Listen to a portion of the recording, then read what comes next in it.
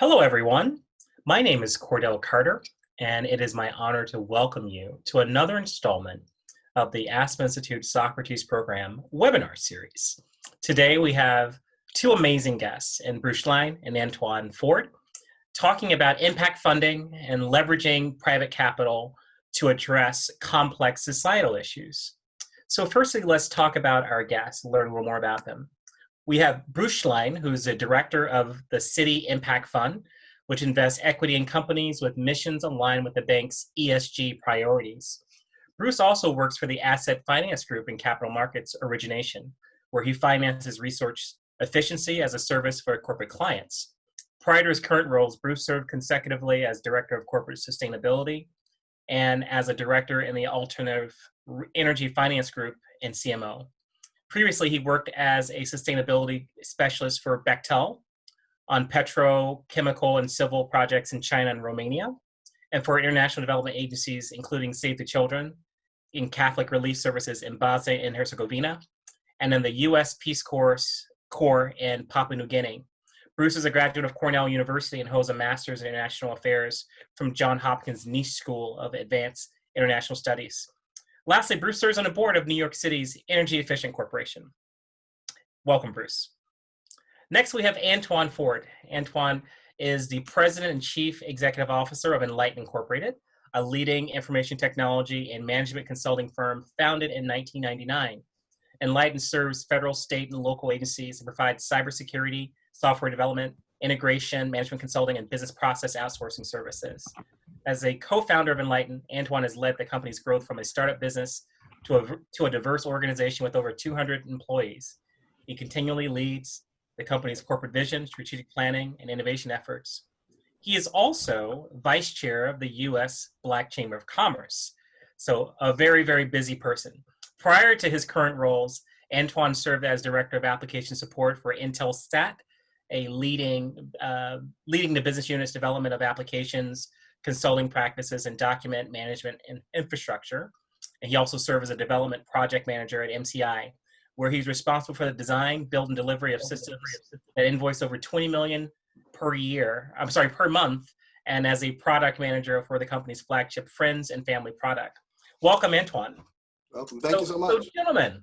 So gentlemen, a lot to discuss today, and to all the veterans and your families, happy Veterans Day, firstly. But I want to start off talking about both of y'all's background, because it's very varied.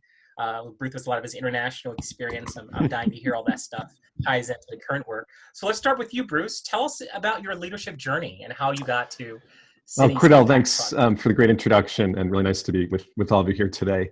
My journey was a very much an opportunistic one, going from Peace Corps to a number of other development organizations. And I would say the common thread, which is a little bit of a retrospective one, not one that I ever kind of had in mind in any kind of strategic or thoughtful way along the way, is really community development. The first function that I worked in at Citi was in our corporate sustainability team, where we're really intermediaries between the bank and external stakeholders.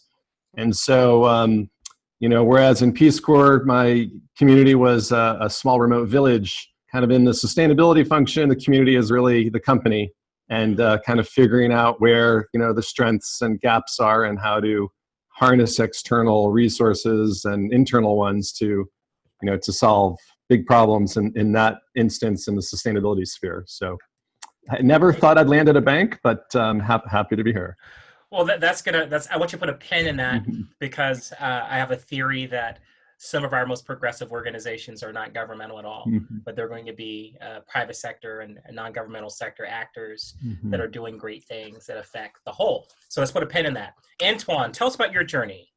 It kind of starts interesting. I'm an inner city kid from Washington, D.C. I'm still a native here. And I'm a son of entrepreneurs. My mom and dad had a mom and pop upholstery shop on 8th Street in DC. And so that entrepreneurship was seeded at an early age. And so I did my corporate career for a while and said, I really wanted to start my own business, since that was in my blood, and got into technology because I wanted to be an employer. I wanted to be able to reach across various tracks in my city and across the country to be able to hire people.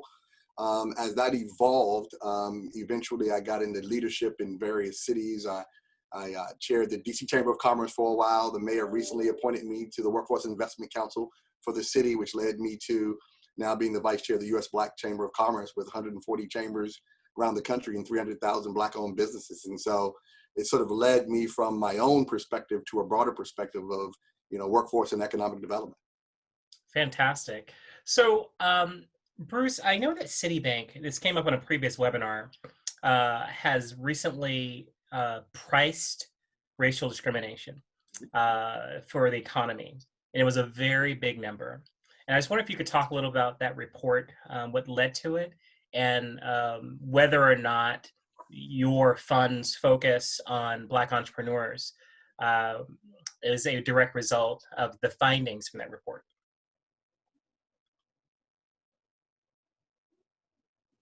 Sorry about that. Coming off of mute, I've got a couple of school kids here in the background. And I have a beagle, so. And you have a beagle. Right. Well, this past year, I think, has been a dramatic one on many fronts, and certainly on the racial inequity front in particular. And that prompted, a lot of activity within the bank, including that report. I think that report was one of several responses from across the bank. And there's no question that the kind of creation of this impact fund, which started a couple of years ago, and that was always driven by the idea of, we're missing a lot of opportunity in the market, just purely based on what entrepreneurs are either being excluded or diminished. And that was, I think, made all the more so important to us this year.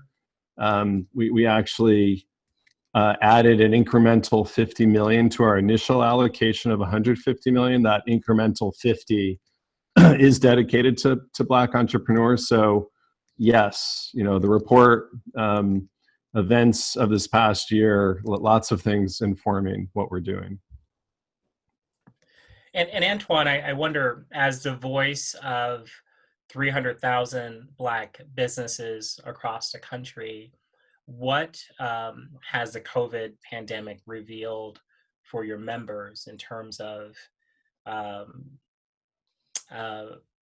the continuing impact of racial discrimination as it relates to resource availability, perhaps the very health of employees and the sustainability of their enterprises given shutdowns?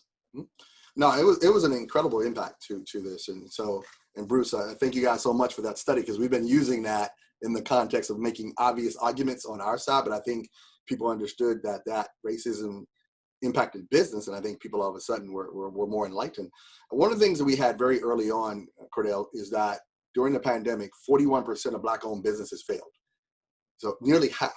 41% fail, because all of a sudden you realize that we often are in the service business and in the upfront. And so when all of a sudden your employees obtain COVID-19, then all of a sudden, then you had to get shut down. Most of our businesses were not large enough and could not scale enough and did not have enough resources over time to be able to sustain themselves over time, because you got shut down immediately during this time frame. We also got hit in a disproportionate manner when it comes to death.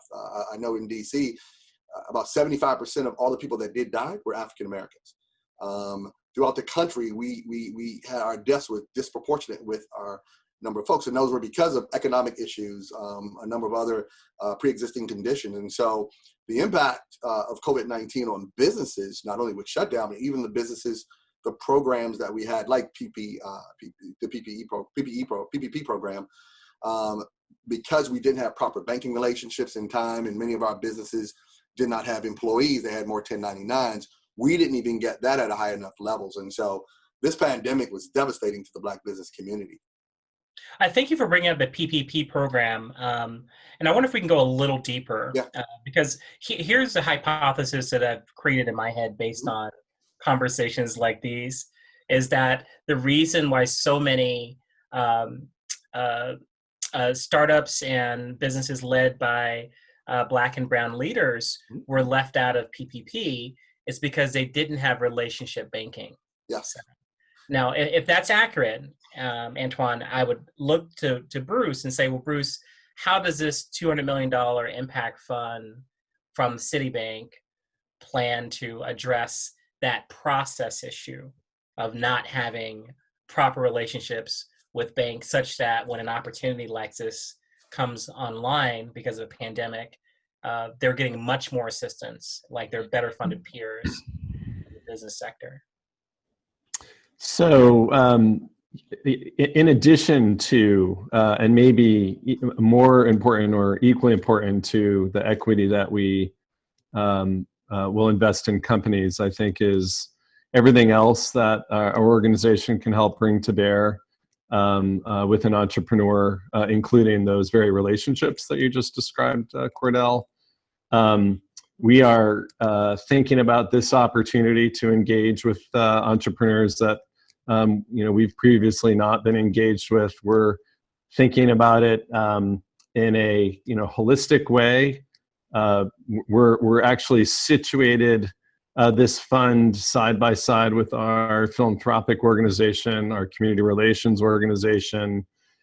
So we're a business unit, but sitting within the functions of the bank that are focused on these issues and have relationships and expertise that we hope to leverage to the ends that you just described.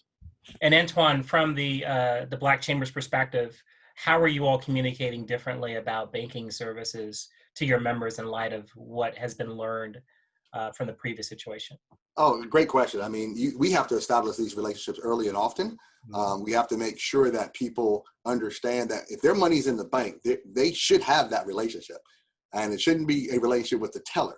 It should be a relationship with the managers of those banks, the people that are making decisions. And typically, Black and brown people just were making deposits and doing the basic business. And we said, no. We want to make sure that you develop those relationships over time and understand that, we have to get to scale. Quite honestly, we're messaging to the Black and brown businesses. One of the issues we had is a lot of the employees were 1099s. They were contractors. Mm-hmm. And based on the PPP, you could not get money based on those folks. So we have to even change our model, because you can only get money based on your employees. And so it changed the banking relationship, and it has to change the model to scale. Mm-hmm. Speaking of changing the model to scale, I know that you're very proud of your DC upbringing, your continued presence in DC. I wonder, how has Enlightened changed, adjusted as a result of being proximate to DC, mm-hmm. being proximate to the same communities from which you hail? And I just wonder, how is your business changing, if at all? Well, one of the things a few years ago, we wanted to have, and I think Bruce would appreciate this, a balanced portfolio, but we wanted to have it in business. And so we really started doing business in New York. We started doing business in Texas. For a little bit, we were doing business in Afghanistan, Iraq, and Germany. Because one of the things we wanted to make sure is that we were politically balanced on all sides. We wanted to make sure that we were economy proof. And so what we try to do, because we became one of the only small businesses that became a DoD mentor, we also put that out to our protege firms and firms that we advise. Because sometimes our firms, you get one contract, two contracts in a locality, and you're happy. But if something happens to the impact of that, housing, mortgage industry, all the industries that have gone up and down, we want to make sure, from our perspective, that we are, divergent in our business, and we recommend that to other people. Great. So, and I should say to the audience, please send in your questions to the Q&A field. So the chat box says Q&A. We'll find it and ask questions in the next few minutes. But back to Bruce. You said that your fund is 2 years old. What type of organizations are you all funding right now? And apologies, Cordell, I might have misspoken. So we launched in January of this year. So we're just shy of a year. Got it. And, I'd say we're still in learning mode, learning the market. We've closed now 6, soon to be 7 investments. The verticals that we're working in are fairly broad. and the channels that we're originating through are broad. But there's no question that in the parts of the market where there are gaps, female and minority entrepreneurs, we have a lot to learn, and are, I think, benefiting from a number of organizations who've spent time in that space working with this community of entrepreneurs. We're looking for entrepreneurs with good ideas to solve, as the topic of this webinar cites, right, big societal problems.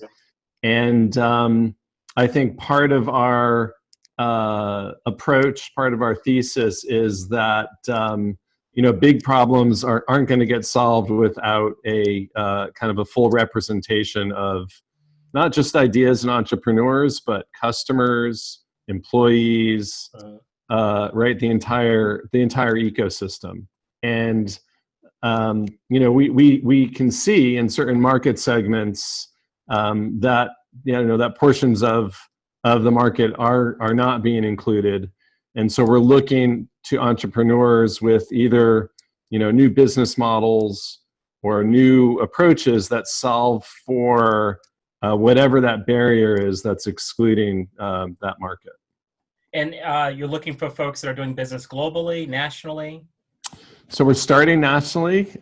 We intend to expand globally incrementally sometime in late 2021, but US to start. Great.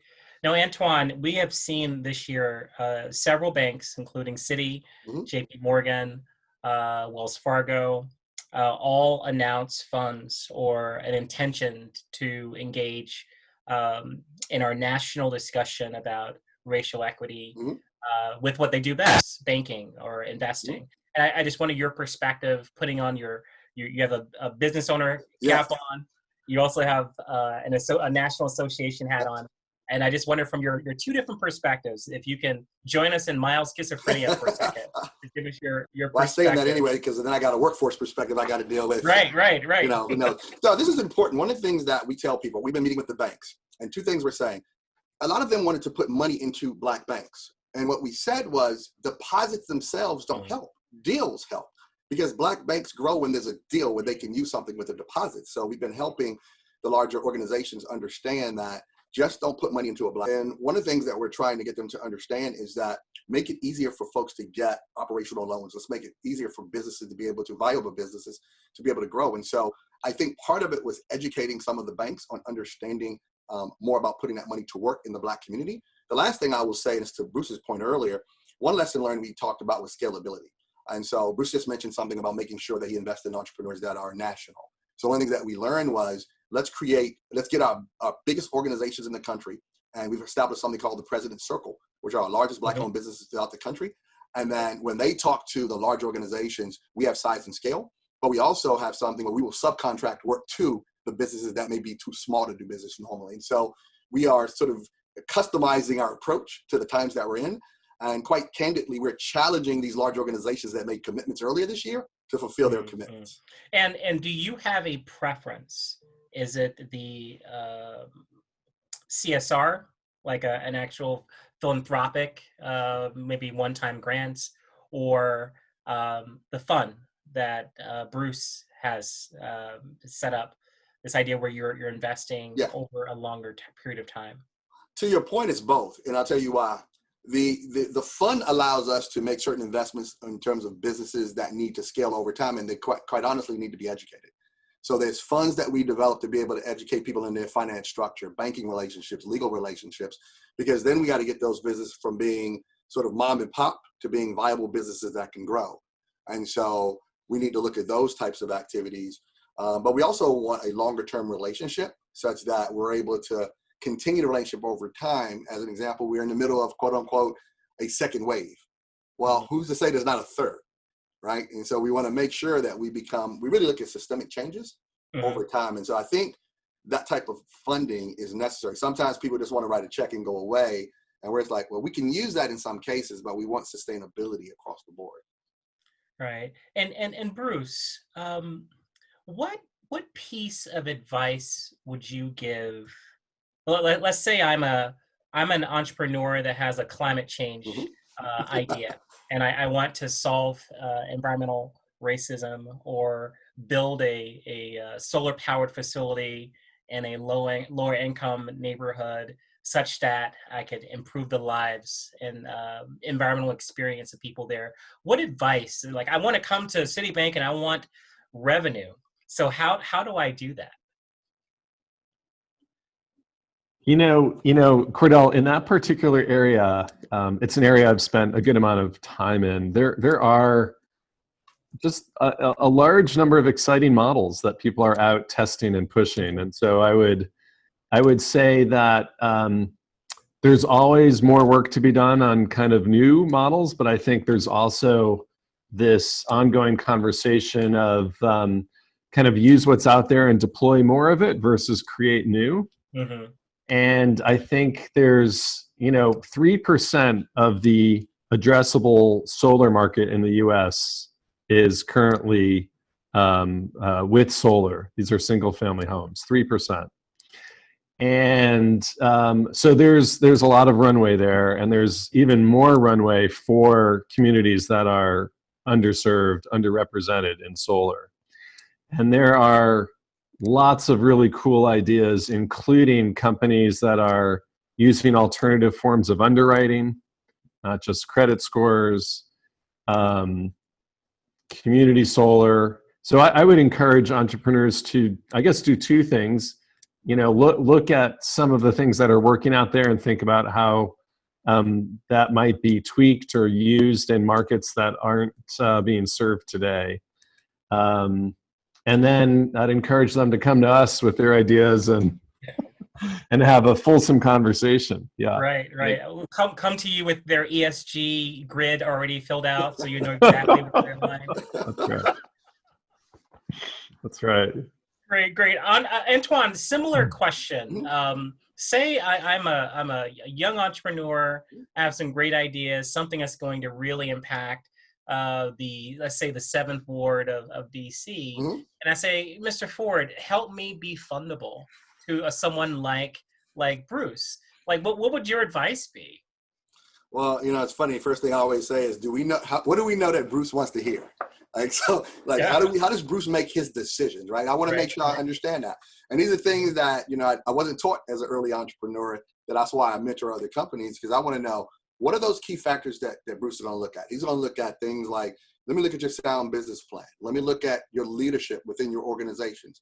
Do they have the skill sets, the ability to make those things happen?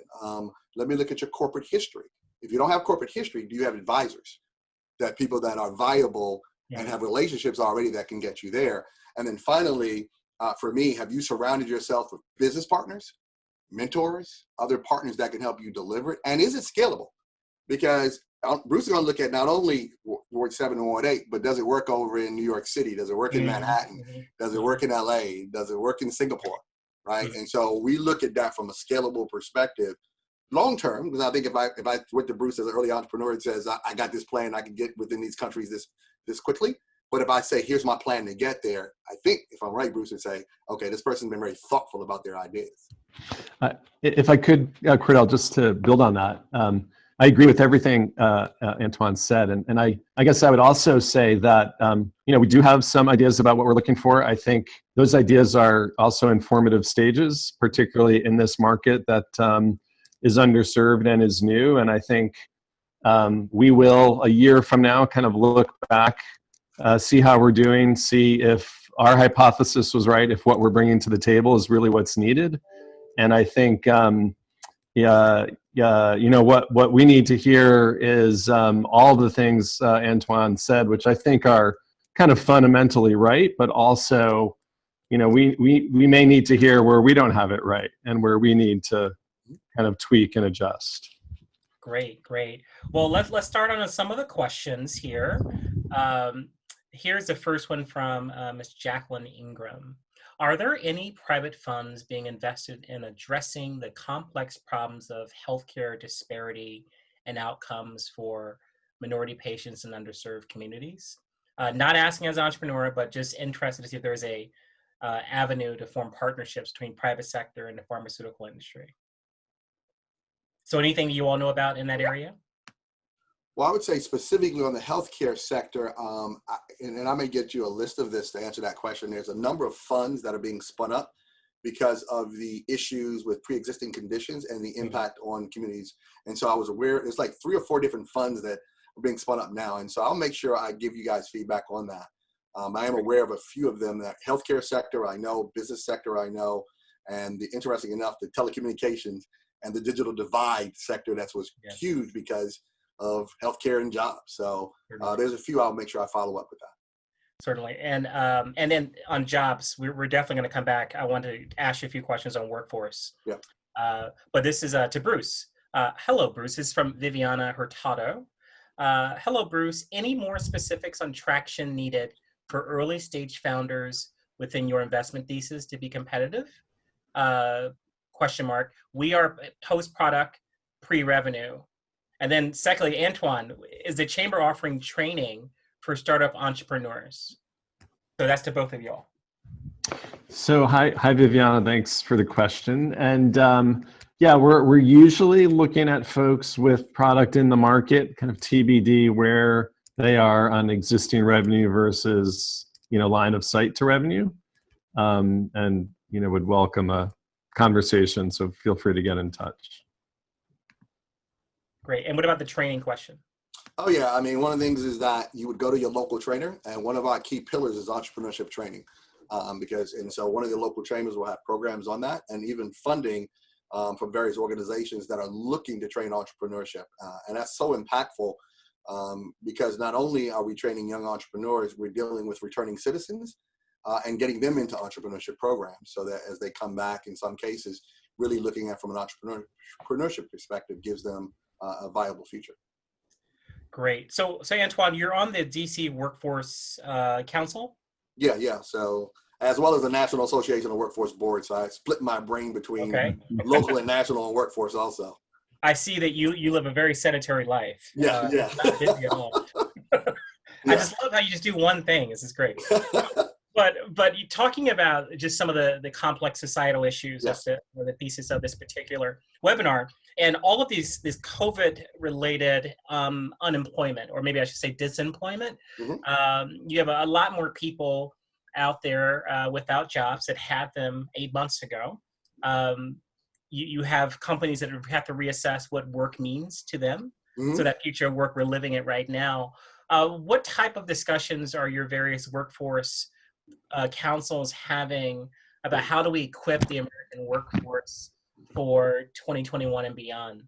That's a great question. I think one of the things that we're launching a new task force to look at workforce inequity, because I think everyone was doing workforce with a standard that was 30, 40 years old and not taking into consideration equity. And so one of the things that we started looking at is we have to make sure we're serving people where they are, as opposed to, I love Department of Labor, but what Department of Labor said, this is where they should be.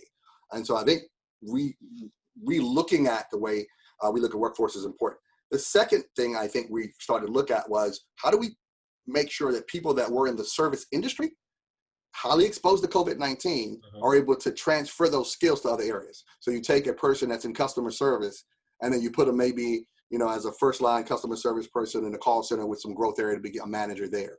You take somebody that was in a restaurant and you retrain them to be an analyst in the technology area. So we're really looking at how do we repurpose people such that they have viable jobs that really lead to significant income in their lives. And I think one of the things that we're really trying to do both locally and nationally is convene the business owners to say, hey, listen, tell us what you need. And so that you're not training for something that's obsolete. And that's so important, as opposed to saying, we're going to train you on these jobs because it's obsolete at this point. And so we're having these major convenings throughout the country. Business owners drive their requirements. And I call this a no excuse, because if you say to me, you want these skill sets, and then we use federal money to train them, then we can produce a commodity, if you will, that meets your demand. And so we've been really looking at that and reframing the way workforce is done. Yeah, we talked about how the future of work is now, but also the future of education is now too. Yes. And I suspect, without evidence, let me be clear about that, that we're going to see increased demand for credentialing change of expectations, what post-secondary success means. Hmm. For 40 years, it's been get a college degree and your life would be great. But now we have so many that are just buried in debt that has such a negative impact on their adult lives. So perhaps in all of this conversation and convening, you all can come up with a way that will liberate folks from Yeah. this lifelong debt, but get them to a job faster. We are challenging the educational institutions at this point, and they're coming along, and to tell them it's okay to get this credential. It's okay for them to not go there for 4 years because they get a job. And guess what? They'll get to a certain point where all of a sudden they may want that degree later, but we have to be able to do that. And they're coming along slowly. That's usually the disagreement between the president, the provost, and the board of advisors of that university. And so we're inserting ourselves in these various areas. Good luck with that. Bruce, another question for you from an anonymous attendee, and this is very specific. Would Citibank be interesting in assisting African-American entrepreneurs addressing global issues at scale in food waste that are U.S.-based but focus on global challenges? Yes. Okay. All right, anonymous. Thank you for that specific question. Look, what's fascinating about this moment in time, I think, in terms of all the issues that we're facing, particularly around sustainability, is a little bit of almost a retro movement, kind of like a pulling back from where we are. And so I was speaking the other day with a company that is looking to replace all single-use containers with reusable ones. And so the food waste space is a really interesting one, and one I'd love to hear their ideas about. Okay, so I'll make sure you and Anonymous connect. Great. Let's see what other questions that we have here. If not, I'll just keep asking away. Let me ask you this question, Bruce. What does success look like for your fund? Yeah, I think the home run for us is a portfolio of companies that represent, first of all, underrepresented entrepreneurs. And then secondly, a portfolio of companies who are meeting the needs of underserved, underrepresented populations. And I think, those two taken together would be success. And I'll just, one kind of additional thought on that. On some of these larger issues, like climate change is a great example. Climate change is a little bit like a pandemic in the sense that you can't come up with solutions for half the population and solve the problem. You can't, like in a pandemic, we can't get vaccines or healthcare to half the population and solve the problem. We're not going to solve it. Climate is identical. Like, everybody has to be on board. Everybody has to have solutions available to them. Everybody has to be able to participate. We're not gonna solve climate if a good chunk of the population doesn't have the products or services or ability to be part of the solution. That's great. I would say similar question to you, Antoine. You have Enlighten, which has its own footprint. So what does success look like next few years for you there? And then the association that you're part of. If you had to point to one or two things for your member companies, what would be those one or two things to say, if this happens for our 300,000 plus members, I know that we've been very successful as a leadership team. Yeah. I mean, I look at myself first in this instance. I don't do that too often, but I think for me, it's really going to scale. We're looking at, there's so many funds out here, and a lot of folks would look at, can we use Enlighten as a platform company to do acquisitions? And so we've looked at that over a number of years, where we have the wherewithal, we have sort of we have the right perspective of who we are, but we need funding to be able to grow and acquire companies and manage those types of things. And so we've been talking to various folks about using Enlighten as a platform company, such that we're able to expand our reach, not just from one city to the next, but truly being national, where we're operating across the country as opposed to a contract here, a contract there. We really want those offices right now, again, an office in New York, an office in Texas, but we really want to be truly national as a company. And we will know that it works if we've achieved those goals, because they're part of what we want to do over the next 18 months or so. I think the other aspect from the associations I'm with is I really want to have more viable, I'll say in this case, Black-owned businesses. As an example, the last measure, we have 2.6 million Black-owned businesses, but only 124,000 or so Black-owned businesses have any employees. So, I mean, that's what you call a lack of scale. And so we know we're doing our job is if we may have less Black-owned businesses, but half of them have employees and half of them are scale, because if I look at Bruce wants to see that scale, right? And so we know we're doing well when our businesses are viable, where they have, hundreds of employees across the board, and where they have an equity event, because, I dare say economics is really the true driver to our wealth gap in this country. That's great. That's great. Yeah. So as we are approaching the end of our time, I just wonder if a closing statement from both of you, Bruce, if you could speak to the many hundreds that will be approaching you over the next several months.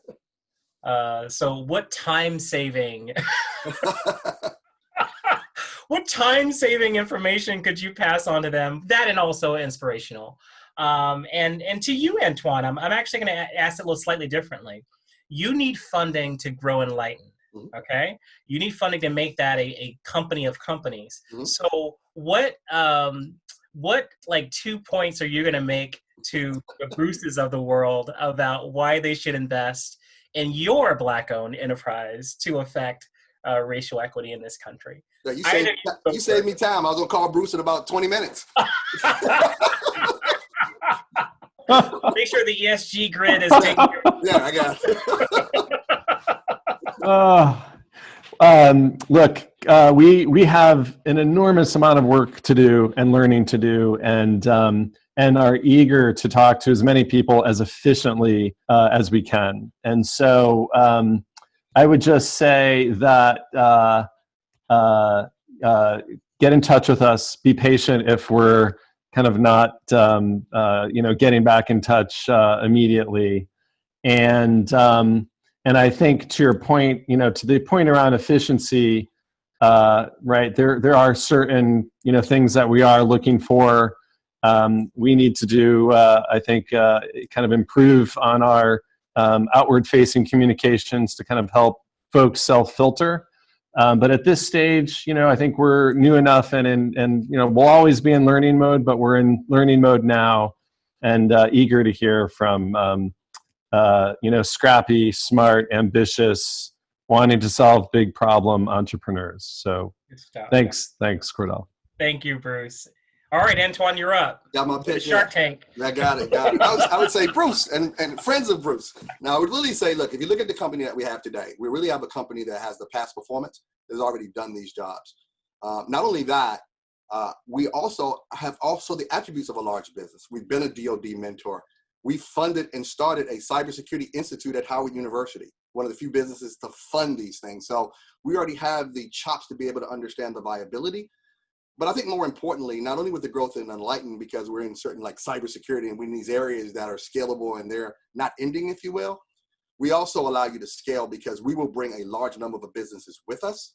So there's economies of scale when you invest in companies that understand where we need to be in this country. Because I would bring other folks with me, and my goal is to, and I have before, grow these businesses to scale. So there's a multiple effect. You're not just impacting Enlighten, you're impacting the businesses that we mentor and the businesses that we touch. Ladies and gentlemen, that's why he's the vice chair of the National Black Chamber of Commerce. That was fantastic. Thank you so much, both of you all. And thank you all for joining us this jury afternoon on the East Coast where the skies are gray, but our hearts are warmed. Ladies and gentlemen, we'll be back soon with another installment of the Socrates Program webinar. And you'll be able to find all the information about Antoine and Bruce's respective activities in the synthesis note that will be coming out in the next couple of days. So be on the lookout for that. Just go to Socrates Goes Digital and you'll find all of our previous webinars as well as our upcoming ones. I thank you all again for joining us. Have an amazing rest of your week, and we'll see you next time. Thank you so much. Thank you. Thank you.